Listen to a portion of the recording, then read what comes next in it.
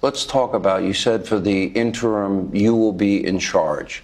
Okay. Obviously, the remaining leadership underneath Maduro, they've made, I mentioned earlier, 3 major concessions, 30 to 50 million barrels of oil. They're going to buy and purchase all their goods from America. Now they're releasing political prisoners. Yeah. Okay.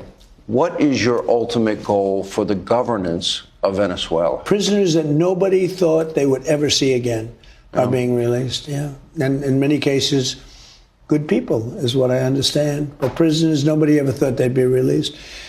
So we're going to be working with them and leadership of the country.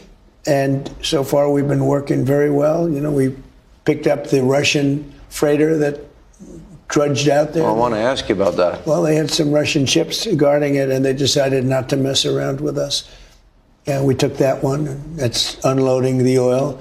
But we're taking billions and billions of dollars worth of oil, and it'll be hundreds of billions of dollars. It'll be trillions of dollars. But we're going to be there till we straighten out the country. We'll see how the country's doing.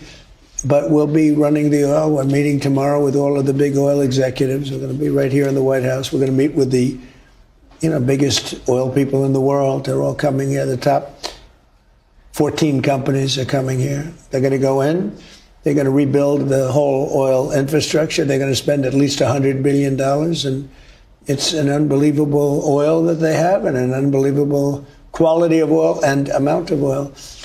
When they nationalized the oil industry in Venezuela, going back to the 1920s, American companies had invested billions. We built it. Yeah. All of it. And then it was taken away from us. Stolen. It was stolen from us. And it was taken away, years ago over a period of time, but it was taken away in the early 2000s, even beyond that, but the early 2000s. And I just took it back.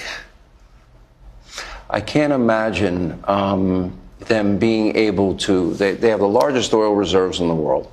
I can't imagine without American investment, ingenuity, engineering, and our assistance that they would ever be able to tap into the vast resources that they have. Again, the largest in the entire world. So that will be a big part of it.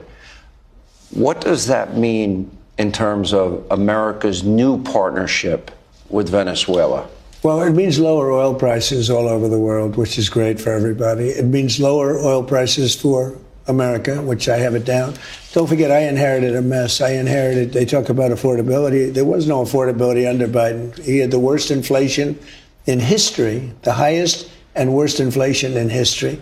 Prices were through the roof, and I'm fixing it. I inherited a mess. I say it all the time. I inherited, because people don't understand, I inherited a mess. Open borders, millions of people in this country that shouldn't be. We're moving them out. We're moving them out pretty rapidly, too. Murderers and drug dealers and just some of the worst people in the world came in, not only from Venezuela, from all over the Congo. The Congo sent us tremendous numbers of people. I don't know what it is with the Congo. They open their jails and they walk into our country. They drive them up to our front entrance. They get out and they walk right into our country.